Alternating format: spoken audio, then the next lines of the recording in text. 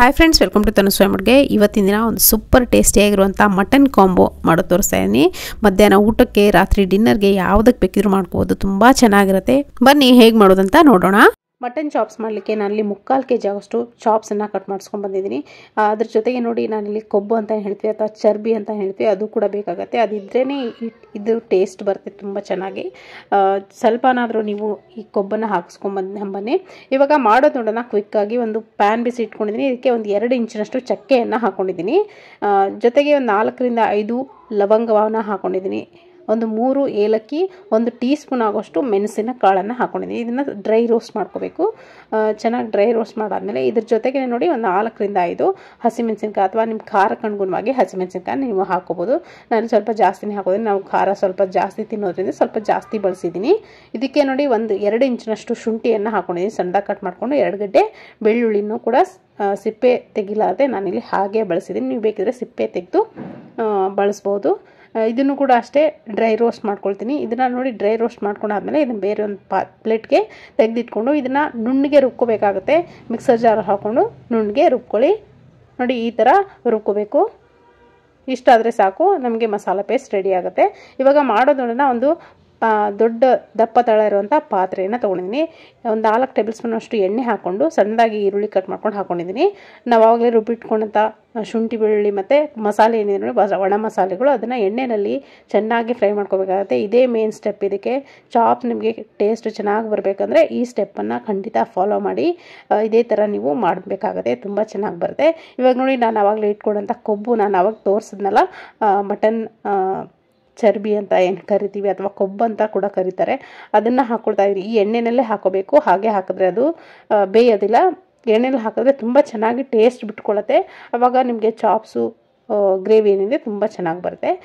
ಚೆನ್ನಾಗಿ ಬೆಂದಾದಮೇಲೆ ಮಸಾಲೆ ಹಾಕಿರುವಂಥದ್ದು ಇವಾಗ ಚಾಪ್ಸನ್ನು ಹಾಕ್ಕೊಳ್ತಾ ಇದ್ದೀನಿ. ಮಟನ್ ಚಾಪ್ಸನ್ನು ನೋಡಿ ಈ ಥರ ಕಟ್ ಮಾಡಿಕೊಡಿ ಅಂದರೆ ನಿಮಗೆ ಮಾರ್ಕೆಟಲ್ಲಿ ಮಟನ್ ಅಂಗಡಿಗಳೆಲ್ಲ ಕಟ್ ಮಾಡಿಕೊಡ್ತಾರೆ. ತುಂಬಾ ಚೆನ್ನಾಗಿರುತ್ತೆ ಟೇಸ್ಟು. ಈ ಥರ ಒಂದ್ಸರಿ ಮಾಡಿ ನೋಡಿ ಈ ವಿಡಿಯೋ ನೋಡಾದ್ಮೇಲೆ. ಜೊತೆಗೆ ನಾನು ಸ್ವಲ್ಪ ಎಕ್ಸ್ಟ್ರಾ ಪೀಸ್ಗಳನ್ನು ಕೂಡ ಕಟ್ ಮಾಡಿಸ್ಕೊಂಡಿದ್ದೀನಿ. ಅದನ್ನು ಕೂಡ ಹಾಕ್ಕೊಳ್ತಾ ಇದ್ದೀನಿ, ನೋಡ್ತಿರ್ಬೋದು. ಇದೇನಿದೆ ನೋಡಿ, ಮಟನ್ ಹಾಕಾದ್ಮೇಲೆ ಸ್ವಲ್ಪ ಹೊತ್ತು ಚೆನ್ನಾಗಿ ಫ್ರೈ ಮಾಡ್ಕೋಬೇಕು. ಈ ಥರ ಸ್ಪೂನಿಂದ ಎಲ್ಲ ಕಡೆ ಫ್ರೈ ಮಾಡ್ಕೋಬೇಕು. ಒಂದು ಮೇಲ್ಗಡೆ ಒಂದು ಲೇಯರ್ ಏನಿರುತ್ತೆ ನೋಡಿ, ಚೆನ್ನಾಗಿ ಫ್ರೈ ಆಗಲಿ. ಅಲ್ಲಿವರೆಗೂ ನೀವು ಇದನ್ನು ಕೈ ಆಡಿಸ್ತಾನೆ ಇರಬೇಕು. ಇದಾದಮೇಲೆ ನೆಕ್ಸ್ಟ್ ಸ್ಟೆಪ್ಪನ್ನು ಫಾಲೋ ಮಾಡ್ಕೊಳ್ಳೋಣ. ಇವಾಗ ನೋಡ್ತಿರೋದು ಮಸಾಲೆ ಎಲ್ಲ ಹಿಡ್ಕೊಂಡಾದಮೇಲೆ ನೋಡಿ, ಇದನ್ನು ಈ ಮಟನ್ ಚಾಪ್ಸ್ ಹಾಕಾದ್ಮೇಲೆ ಮಟನ್ ಬೇಯಕ್ಕೆ ಸ್ವಲ್ಪ ಸುಮಾರು ಹೊತ್ತಾಗುತ್ತೆ. ಈ ಚಾಪ್ಸ್ ನೋಡಿ, ಮಟನ್ ಚೆನ್ನಾಗಿ ಬೇಯಲಿಕ್ಕೋಸ್ಕರ ಸ್ವಲ್ಪ ಉಪ್ಪನ್ನು ಸೇರಿಸ್ಕೊಳ್ತಾ ಇದ್ದೀನಿ ನಾನು. ಇವಾಗಲೇ ಉಪ್ಪನ್ನು ಸೇರಿಸ್ಕೊಂಡ್ರೆ ಚೆನ್ನಾಗಿ ಬೇಯುತ್ತೆ. ಸ್ವಲ್ಪ ಅರಿಶಿನ ಪುಡಿ ಕೂಡ ನೀವು ಹಾಕೋಬೇಕಾಗುತ್ತೆ. ಹಾಕೊಂಡು ಚೆನ್ನಾಗಿ ಮಿಕ್ಸ್ ಮಾಡ್ಕೊಳ್ಳಿ. ಯಾವುದೇ ಕಾರಣಕ್ಕೂ ಈ ಮಟನ್ ಚಾಪ್ಸ್ ಅಥವಾ ಮಟನ್ ಐಟಮ್ಸ್ಗಳನ್ನು ನೀವು ಕುಕ್ಕರ್ನಲ್ಲಿ ಮಾಡಬೇಡಿ. ಕುಕ್ಕರ್ನಲ್ಲಿ ಮಾಡಿದ್ರೂ ಕೂಡ ಅರ್ಧದಷ್ಟು ಪೂರ್ತಿ ಒಂದು 80% ಅಷ್ಟು ಬೇಯಿಸಿ ಆಮೇಲೆ ಕುಕ್ಕರ್ ಲಿಡ್ಡನ್ನು ಕ್ಲೋಸ್ ಮಾಡಬೇಕಾಗತ್ತೆ. ಹಾಗೆ ಹಸಿಯಾಗಿ ಕುಕ್ಕರಲ್ಲಿ ಹಾಕಿ ಕುಕ್ಕರ್ ಲಿಡ್ಡನ್ನು ಕ್ಲೋಸ್ ಮಾಡಿದ್ರೆ ಒಂಚೂರು ಚೆನ್ನಾಗಿ ಬರಲ್ಲ ಟೇಸ್ಟು. ನೋಡಿ, ಓಪನ್ ಲಿಡ್ಡಲ್ಲಿ ಈ ಥರ ಬೇಯೋವರೆಗೂ ಮುಚ್ಚಿ ಇಡ್ತೀನಿ. ಅಷ್ಟರೊಳಗೆ ಮತ್ತೊಂದು ಅಥೆಂಟಿಕ್ ಮಸಾಲ, ನಮಗೆ ಚಾಪ್ಸ್ಗೆ ಬೇಕಾದಂಥ ಮಸಾಲೆಯನ್ನು ರೆಡಿ ಮಾಡ್ಕೊಳ್ತೀನಿ. ಅದಕ್ಕೆ 1 ಸ್ಪೂನ್ ಆಗೋಷ್ಟು ಎಣ್ಣೆ ಹಾಕ್ಕೊಂಡಿದ್ದೀನಿ. ಒಂದು ದೊಡ್ಡ ಗಾತ್ರದ ಈರುಳ್ಳಿ ಕಟ್ ಮಾಡಿಕೊಂಡು ಹಾಕ್ಕೊಂಡಿದ್ದೀನಿ. ಈರುಳ್ಳಿ ಚೆನ್ನಾಗಿ ಫ್ರೈ ಮಾಡ್ಕೋಬೇಕು. ಪೂರ್ತಿ ಕೆಂಪಗಾಗೋವರೆಗೂ ಫ್ರೈ ಮಾಡ್ಕೋಬೇಕು. ಕಲರ್ ಚೇಂಜ್ ಮಾಡ್ಕೊಳ್ಳಿ. ಈರುಳ್ಳಿನ ಟ್ರಾನ್ಸ್ಪರೆಂಟ್ ಆಗಿ ಪೂರ್ತಿ ಕಲರ್ ಚೇಂಜ್ ಆಗೋವರೆಗೂ ಫ್ರೈ ಮಾಡ್ಕೊಂಡು ಆದಮೇಲೆ ಇದಕ್ಕೆ ಒಂದು 2 ದೊಡ್ಡ ಗಾತ್ರದ ನಾಟಿ ಟೊಮೆಟೊ ಹಾಕ್ಕೊಳ್ತಾ ಇದ್ದೀನಿ. ನಾಟಿ ಟೊಮೆಟೊ ಇಲ್ಲ ಅಂದರೆ ನಿಮಗೆ ಫಾರಮ್ ಟೊಮೆಟೊ ಹಾಕಿದ್ರೆ ಸ್ವಲ್ಪ ಹುಣಸೆ ಹಣ್ಣನ್ನು ಕೂಡ ನೀವು ಇಲ್ಲಿ ಬಳಸಬೇಕಾಗತ್ತೆ. ಆವಾಗ ರುಚಿ ಚೆನ್ನಾಗಿ ಬರುತ್ತೆ, ಟೇಸ್ಟು. ಒಂದಿನ ಇಟ್ಕೊಂಡು ನೀವು ನೆಕ್ಸ್ಟ್ ಡೇ ಕೂಡ ತಿನ್ಕೋಬೋದು, ಅಷ್ಟು ಚೆನ್ನಾಗಿರುತ್ತೆ. ಈರುಳ್ಳಿ ಮತ್ತು ಟೊಮೆಟೊ ಎರಡು ಏನು ಹಾಕಿದ್ದೀವಿ ಸಾಫ್ಟ್ ಆಗೋವರೆಗೂ ಫ್ರೈ ಮಾಡಿದ್ರೆ ಸಾಕಾಗುತ್ತೆ. ಇದ್ರ ಜೊತೆಗೆ ನೋಡಿ, ಒಂದು ಅರ್ಧ ಕಪ್ ಆಗೋಷ್ಟು ನಾನಿಲ್ಲಿ ತೆಂಗಿನಕಾಯಿನ ಹಾಕ್ಕೊಳ್ತಾ ಇದ್ದೀನಿ. ಹಸಿ ತೆಂಗಿನಕಾಯಿನೂ ಕೂಡ ಹಾಕೋಬೋದು, ಒಣ ಕೊಬ್ಬರಿ ಕೂಡ ಹಾಕೋಬೋದು. ನಾನಿಲ್ಲಿ ಹಸಿ ತೆಂಗಿನಕಾಯಿನೇ ಹಾಕ್ಕೊಂಡಿದ್ದೀನಿ. ತುಂಬ ಟೇಸ್ಟು ಚೆನ್ನಾಗಿ ಬರುತ್ತೆ. ಹಾಗಾಗಿ ಅದನ್ನು ಕೂಡ ಸ್ವಲ್ಪ ಬಿಸಿ ಮಾಡಬೇಕು. ಅದೇ ಬಿಸಿನಲ್ಲಿ ಬಿಸಿ ಆಗುತ್ತೆ. ನಾನಿಲ್ಲಿ ಗ್ಯಾಸ್ ಫ್ಲೇಮನ್ನು ಆಫ್ ಮಾಡ್ಕೊಂಡಿದ್ದೀನಿ. ಇದ್ರ ಜೊತೆಗೆ ನೋಡಿ, ಕೊತ್ತಂಬರಿ ಸೊಪ್ಪು ಒಂದು ಹಿಡಿ ಆಗುವಷ್ಟು, ನಿಮ್ಮ ಕೈಯಿಂದ ಒಂದು ಹಿಡಿ ಆಗುವಷ್ಟು ಕೊತ್ತಂಬರಿ ಸೊಪ್ಪು ಮತ್ತು ಪುದೀನ ಸೊಪ್ಪು ಕೂಡ ಅಷ್ಟೇ ಸೇಮ್ ಕ್ವಾಂಟಿಟಿಯಲ್ಲಿ ತೊಗೊಳ್ಳಿ. ಪುದೀನ ಸೊಪ್ಪು ಮತ್ತು ಕೊತ್ತಂಬರಿ ಸೊಪ್ಪು ಇರಲಿಲ್ಲ ಅಂದರೆ ಚಾಪ್ಸ್ ಮಾಡೋಕ್ಕಾಗಲ್ಲ, ಚೆನ್ನಾಗಿ ಟೇಸ್ಟ್ ಚೆನ್ನಾಗಿ ಬರಲ್ಲ, ಅಥವಾ ಚಾಪ್ಸ್ ಟೇಸ್ಟು ಆ ಥರ ಬರಲ್ಲ. ನೋಡಿ ಇದನ್ನು ಕೂಡ ನುಣ್ಣಗೆ ರುಬ್ಕೊಂಡು ಬಂದಿದ್ದೀನಿ, ಪೂರ್ತಿ ತಣ್ಣಗಾದ್ಮೇಲೆ ರುಬ್ಕೊಂಡು ಇಟ್ಕೊಂಡಿದ್ದೀನಿ. ಇವಾಗ ನೋಡಿ ನಾನಿಲ್ಲಿ ಮಟನ್ ಏನು ಬೇಕಿಟ್ಟಿದ್ದೀನಿ, ಚೆನ್ನಾಗಿ ನೀರು ಬಿಟ್ಕೊಂಡಿದೆ. ಇದು ನೀರು ಬಿಟ್ಬಿಟ್ರೆ ಚೆನ್ನಾಗಿ ಬೆಂದಿರಲ್ಲ, ಸ್ವಲ್ಪ ಮಟನ್ ಬೇಕೆ, ತುಂಬಾ ಟೈಮ್ ತೊಗೊಳುತ್ತೆ. ಸ್ವಲ್ಪ ನೋಡಿಕೊಂಡು ನೀವು ಬೇಯಿಸ್ತಾ ಇರಬೇಕು. ಒಂದು ವೇಳೆ ಬೆಂದಿಲ್ಲ ಅಂತ ಅಂದ್ಕೊಂಡ್ರೆ ಬಿಸಿ ಬಿಸಿಯಾಗಿರುವಂಥ ನೀರನ್ನು ಕುದಿಸಿ ಇದಕ್ಕೆ ಹಾಕ್ಕೊಂಡು ಮತ್ತೆ ಇದನ್ನು ಒಂದು 10 ನಿಮಿಷ ಕುದಿಸ್ಬೇಕಾಗತ್ತೆ. ಆವಾಗ ನಾವು ಪರ್ಫೆಕ್ಟ್ ಆಗಿರುವಂಥ ಹದ್ದಲ್ಲಿ ಬೇಯುತ್ತೆ. ಇವಾಗ ನೋಡಿ ಚೆಕ್ ಮಾಡಿ ನೋಡಿದೆ, ಚೆನ್ನಾಗಿ ಬೆಂದಿದೆ, ನಮ್ಗೆ ಬೇಕಾದಂಥ ಹದ್ದಲ್ಲಿ ಬೆಂದಿದೆ. ಆವಾಗಲೇ ರುಬ್ಬಿಟ್ಕೊಂಡಂಥ ಮಸಾಲೆ ಏನಿದೆ ನೋಡಿ ಅದನ್ನು ಕೂಡ ಹಾಕ್ಕೊಂಡಿದ್ದೀನಿ. ಅದಕ್ಕೆ ಒಂದು ಜಾರಷ್ಟು ನೀರನ್ನು ಕೂಡ ಸೇರಿಸ್ಕೊಂಡಿದ್ದೀನಿ. ಉಪ್ಪು ನೋಡಿಕೊಂಡು ಮತ್ತೆ ನೀವು ಸೇರಿಸ್ಕೊಬೋದು, ರುಚಿಗೆ ನೋಡಿಕೊಂಡು. ನಾನಿಲ್ಲಿ ಉಪ್ಪು ಸ್ವಲ್ಪ ಕಡಿಮೆ ಅನ್ನಿಸ್ತು, ಹಾಗಾಗಿ ಉಪ್ಪನ್ನು ಸೇರಿಸ್ಕೊಂಡು ಚೆನ್ನಾಗಿ ಮಿಕ್ಸ್ ಮಾಡ್ಕೊಳ್ತಾ ಇದ್ದೀನಿ. ಮಸಾಲೆ ಆಲ್ರೆಡಿ ಫ್ರೈ ಮಾಡಿರೋದ್ರಿಂದ ಜಾಸ್ತಿ ಏನು ಇದನ್ನು ಕುದಿಸೋ ಅಗತ್ಯ ಇಲ್ಲ. ಚೆನ್ನಾಗಿ ಮಿಕ್ಸ್ ಮಾಡಿಕೊಂಡು ಒಂದು 2 ರಿಂದ 3 ಕುದಿ ಕುದಿಸಿದ್ರೆ ಸಾಕಾಗುತ್ತೆ. ಸೊ ಇವಾಗ ಇದಕ್ಕೆ 1 ಟೀ ಸ್ಪೂನ್ ಅಥವಾ ಒಂದು 2 ಟೀ ಸ್ಪೂನ್ ಆಗೋಷ್ಟು ಧನಿಯಾ ಪೌಡ್ರ್ ಕೂಡ ಹಾಕ್ಕೊಂಡಿದ್ದೀನಿ. ನಾನಿಲ್ಲಿ ಧನಿಯಾ ಪೌಡ್ರು ಫ್ರೈ ಮಾಡಲಿಕ್ಕೆ ಬಳಸಿಲ್ಲ. ನೀವು ಫ್ರೈ ಮಾಡುವಾಗ, ಮಸಾಲೆ ಫ್ರೈ ಮಾಡುವಾಗ ಧನಿಯಾನ ಕೂಡ ಬಳಸ್ಬೋದು. ನಾನಿಲ್ಲಿ ಆ ಥರ ಬಳಸೋಕ್ಕೆ ನಂಗೆ ಇಷ್ಟ ಆಗಲ್ಲ. ಈ ಥರ ಹಾಕಿದ್ರೇ ತುಂಬ ಟೇಸ್ಟ್ ಬರುತ್ತೆ. ಧನಿಯಾ ಪೌಡ್ರ್ ಈ ಟೈಮಲ್ಲಿ ಹಾಕಿದ್ರೇ ಧನಿಯಾ ಪೌಡ್ರ್ ಹಾಕಿ ಚೆನ್ನಾಗಿ ಮಿಕ್ಸ್ ಮಾಡ್ಕೊಂಡು ಮುಚ್ಚಿ ಒಂದು 2 ರಿಂದ 3 ಕುದಿಯಕ್ಕೆ ಬಿಟ್ಟಿದ್ದೀನಿ. ಇವಾಗ ನೋಡ್ತಿರ್ಬೋದು ಯಾವ ರೀತಿ ಕುದೀತಾ ಇದೆ, ಎಷ್ಟು ಚೆನ್ನಾಗಿ ಕಲರ್ಫುಲ್ಲಾಗಿ ಮಟನ್ ಚಾಪ್ಸ್ ರೆಡಿ ಆಗಿದೆ. ಚೆನ್ನಾಗಿ ನಮಗೆ ಎಷ್ಟು ಹದದಲ್ಲಿ ಬೇಕೋ ಅಷ್ಟು ಹದದಲ್ಲಿ ನಾನಿಲ್ಲಿ ಬೇಯಿಸ್ಕೊಂಡಿದ್ದೀನಿ. ಇಷ್ಟು ಸಾಕು ನನಗೆ ಗ್ರೇವಿ. ಇಷ್ಟು ಗ್ರೇವಿ ಆದರೆ ಮುದ್ದೆ, ಚಪಾತಿ, ರೊಟ್ಟಿ ಎಲ್ಲದಕ್ಕೂ ಸೂಟ್ ಆಗುತ್ತೆ. ರೈಸ್ಗೂ ಕೂಡ ತುಂಬ ಚೆನ್ನಾಗಿರುತ್ತೆ. ದೋಸೆಗೂ ಕೂಡ ನೀವು ಇದನ್ನು ಸರ್ವ್ ಮಾಡ್ಬೋದು. ದೋಸೆ, ಇಡ್ಲಿ ಯಾವುದಕ್ಕೆ ಬೇಕಿದ್ರೂ ಸರ್ವ್ ಮಾಡ್ಬೋದು. ರುಚಿಯಾದಂಥ ಮಟನ್ ಚಾಪ್ಸ್ ರೆಡಿ ಆಗಿದೆ. ಖಂಡಿತ ಈ ರೆಸಿಪಿ ನಿಮಗೆ ಇಷ್ಟ ಆಗಿದ್ರೆ ಒಂದು ಲೈಕ್ ಮಾಡೋದನ್ನು ಮರಿಬೇಡಿ. Thank you. ಇವಾಗ ಬನ್ನಿ ಮಟನ್ ಚಾಪ್ಸ್ ಜೊತೆಗೆ ಒಂದು ಒಳ್ಳೆ ಕಾಂಬಿನೇಷನ್ ಆಗುವಂಥ ರೈಸ್ ರೆಸಿಪಿ ಮಾಡೋದು ತೋರಿಸ್ತಾ ಇದ್ದೀನಿ. ತುಂಬಾ ಚೆನ್ನಾಗಿರುತ್ತೆ. ಯಾವುದೇ ನಾನ್ ವೆಜ್ ರೆಸಿಪಿಗಳು ಕೂಡ ಇದು ಸೂಟ್ ಆಗುತ್ತೆ. ಖಂಡಿತ ನೀವು ಇದನ್ನು ನೋಡಾದ್ಮೇಲೆ ಇದೇ ಸ್ಟೆಪ್ಗಳನ್ನ ಫಾಲೋ ಮಾಡ್ಕೋಬೋದು. ತುಂಬ ಚೆನ್ನಾಗಿರುತ್ತೆ. ಬನ್ನಿ ಹಾಗಿದ್ರೆ ಇದನ್ನು ಹೇಗೆ ಮಾಡೋದಂತ ನೋಡೋಣ. ನಾನೊಂದು ಮಿಕ್ಸರ್ ಜಾರ್ ತೊಗೊಂಡಿದ್ದೀನಿ, ಅಂದರೆ ಬ್ಲೆಂಡರ್ ಜಾರ್ ತೊಗೊಂಡಿದ್ದೀನಿ. ಇದಕ್ಕೆ ನೋಡಿ 2 ಟೇಬಲ್ ಸ್ಪೂನ್ ಆಗುವಷ್ಟು ತೆಂಗಿನಕಾಯಿನ ಹಾಕೊಂಡಿದ್ದೀನಿ, ಸಣ್ಣದಾಗಿ ಕಟ್ ಮಾಡ್ಕೊಂಡು. ಜೊತೆಗೆ ಒಂದು ಅರ್ಧದಷ್ಟು ಈರುಳ್ಳಿ ಕೂಡ ನಾನಿಲ್ಲಿ ಹಾಕೊಂಡಿದ್ದೀನಿ. ಈರುಳ್ಳಿ ಕಟ್ ಮಾಡ್ಕೊಂಡು ಹಾಕೊಳ್ಳಿ. ಸ್ವಲ್ಪ ಕೊತ್ತಂಬರಿ ಸೊಪ್ಪು, ಅಂದ್ರೆ 1 ಹಿಡಿಯಷ್ಟು ಕೊತ್ತಂಬರಿ ಸೊಪ್ಪನ್ನ ಹಾಕೊಂಡಿದ್ದೀನಿ ನಾನು. ಇದ್ರ ಜೊತೆಗೆ ನಾನಿಲ್ಲಿ ಒಂದು ಹಸಿಮೆಣಸಿನಕಾಯಿ ಹಾಕೊಂಡಿದ್ದೀನಿ. ನಿಮ್ ಖಾರಕ್ಕೆ ಅನುಗುಣವಾಗಿ ಹಸಿಮೆಣಸಿನಕಾಯಿ ನೀವು ಹಾಕೋಬಹುದು. ಸೊ ಇವಾಗ ಅದನ್ನ ನುಣ್ಣಗೆ ರುಬ್ಕೊಳ್ತೀನಿ. ಅಷ್ಟರೊಳಗೆ ಒಂದು ಮಸಾಲೆ ರೆಡಿ ಮಾಡ್ಕೊಳ್ತೀನಿ, ಅಥೆಂಟಿಕ್ ಮಸಾಲೆ. 1 ಇಂಚಿನಷ್ಟು ಚಕ್ಕೆ, 2 ಏಲಕ್ಕಿ ಹಾಕೊಂಡಿದ್ದೀನಿ, ಒಂದು 4 ರಿಂದ 5 ಲವಂಗ, ಜೊತೆಗೆ ಒಂದು ಕರಿ ಏಲಕ್ಕಿ ಅಂತ ಸಿಗುತ್ತಲ್ಲ ಅದನ್ನು ಕೂಡ ಹಾಕೊಂಡಿದ್ದೀನಿ. ಜೊತೆಗೆ ಇದಕ್ಕೆ 1 ಟೀ ಸ್ಪೂನ್ ಅಷ್ಟು ಶಾಯಿ ಜೀರ ಹಾಕೊಂಡು ಇದನ್ನ ನೋಡಿ ಈ ತರ ಕಲ್ಲಿಂದ ಕುಟ್ಟಿ ಇಟ್ಕೊಂಡಿದ್ದೀನಿ, ಪೌಡರ್ ಮಾಡ್ಕೊಂಡು. ಎಷ್ಟಾಗುತ್ತೋ ಅಷ್ಟು ಪೌಡರ್ ಮಾಡ್ಕೊಳ್ಳಿ ಸಣ್ಣದಾಗಿ.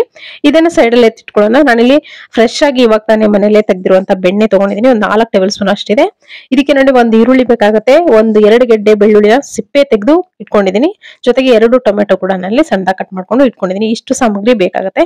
ಇವಾಗ ಮಾಡೋದ್ರನ್ನ ಒಂದು ದಪ್ಪ ತಳ ಇರುವಂತಹ ಪಾತ್ರೆ ಬಿಸಿ ಇಟ್ಕೊಂಡಿದ್ದೀನಿ. ಇದಕ್ಕೆ ನಾನು ತಗೊಂಡಿರುವಂತ ಒಂದು 3 ರಿಂದ 4 ಟೇಬಲ್ ಸ್ಪೂನ್ ಅಷ್ಟು ಬೆಣ್ಣೆ ಏನಿದೆ ನೋಡಿ, ಬೆಣ್ಣೆ ಹಾಕೊಳ್ತಾ ಇದ್ದೀನಿ. ಸ್ಪೆಷಲ್ ಆಗಿ ಈ ರೆಸಿಪಿಗೆ ಬೆಣ್ಣೆಯಿಂದಾನೇ ಮಾಡ್ಬೇಕು, ತುಂಬಾ ಚೆನ್ನಾಗಿ ಬರುತ್ತೆ. ಇವಾಗ ನೋಡಿ ಬೆಳ್ಳುಳ್ಳಿಯನ್ನು ಸಿಪ್ಪೆ ತೆಗೆದು ಇಟ್ಕೊಂಡಿದೀವಲ್ಲ, ಅದನ್ನ ಬೆಳ್ಳುಳ್ಳಿನ ಆ ಬೆಳ್ಳಿನಲ್ಲಿ ಚೆನ್ನಾಗಿ ಫ್ರೈ ಮಾಡ್ಕೋಬೇಕು. ಜೊತೆಗೆ ಈರುಳ್ಳಿ ಕೂಡ ಹಾಕೊಳ್ತಾ ಇದ್ದೀನಿ. ಈರುಳ್ಳಿ ಮತ್ತೆ ಬೆಳ್ಳುಳ್ಳಿ 2 ಚೆನ್ನಾಗಿ ಫ್ರೈ ಆಗ್ಲಿ.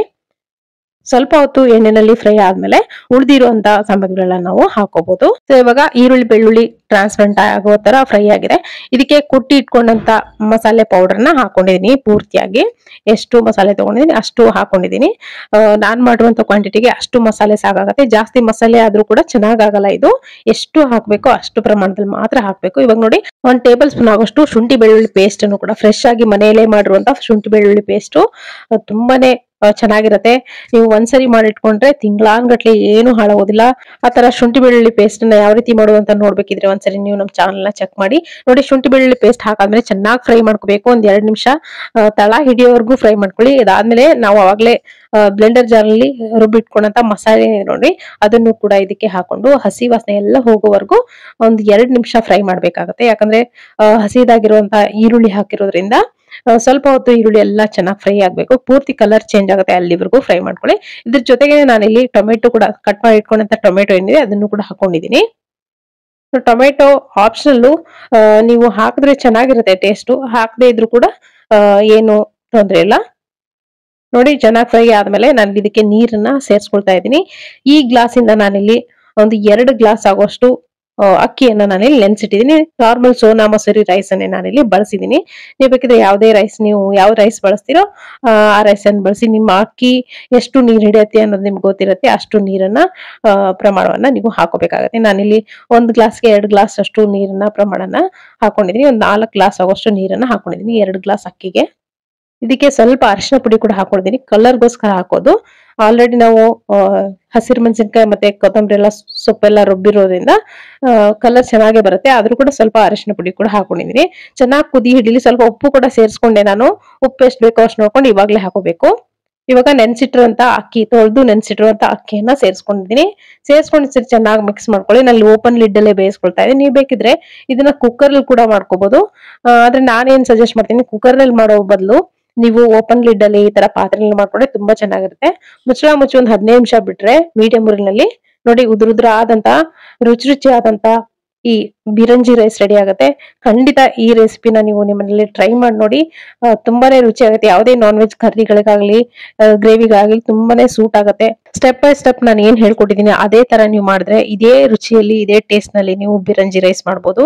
ತುಂಬಾನೇ ರುಚಿ ಆಗುತ್ತೆ. ಪ್ರತಿಯೊಬ್ಬರಿಗೂ ಇಷ್ಟ ಆಗುತ್ತೆ. ಒಂದ್ಸರಿ ಮಾಡಿ ನೋಡಿ. ನೀವು ಪದೇ ಪದೇ ಮಾಡ್ಕೊಂಡು ತಿಂತೀರಾ. ಇದಕ್ಕೆ ಯಾವುದೇ ತರಕಾರಿ ಬೇಕಾಗಿಲ್ಲ, ಯಾವುದು ಬೇಕಾಗಿಲ್ಲ. ಜಸ್ಟ್ ರೈಸ್ ಕೂಡ ನೀವು ಸರ್ವ್ ಮಾಡಬಹುದು. ಅಥವಾ ಯಾವುದೇ ನಾನ್ ವೆಜ್ ಕರ್ರಿಗಳಿಗೆ, ಗ್ರೇವಿಗಳಿಗೆ ಇದನ್ನ ಕಾಂಬಿನೇಷನ್ ಆಗಿ ಮಾಡ್ಕೊಳ್ಳಿ. ನಾನಿಲ್ಲಿ ಮಟನ್ ಚಾಪ್ಸ್ ಜೊತೆ ನಾನಿಲ್ಲಿ ಸರ್ವ್ ಮಾಡ್ಕೊಳ್ತಾ ಇದ್ದೀನಿ. ಸೂಪರ್ ಆಗಿ. ಖಂಡಿತ ನೀವು ಕೂಡ ಈ ಕಾಂಬಿನೇಷನ್ ನಿಮ್ಮ ಮನೇಲಿ ಮಾಡಿ ನೋಡಿ. ತುಂಬಾ ಇಷ್ಟಪಡ್ತೀರಾ ಪ್ರತಿಯೊಬ್ರು. ಸೊ ಇವತ್ತಿನ ಈ ರೆಸಿಪಿ ಇಷ್ಟ ಆಗಿದ್ರೆ ಒಂದು ಲೈಕ್ ಮಾಡೋದನ್ನ ಮರಿಬೇಡಿ. Thank you.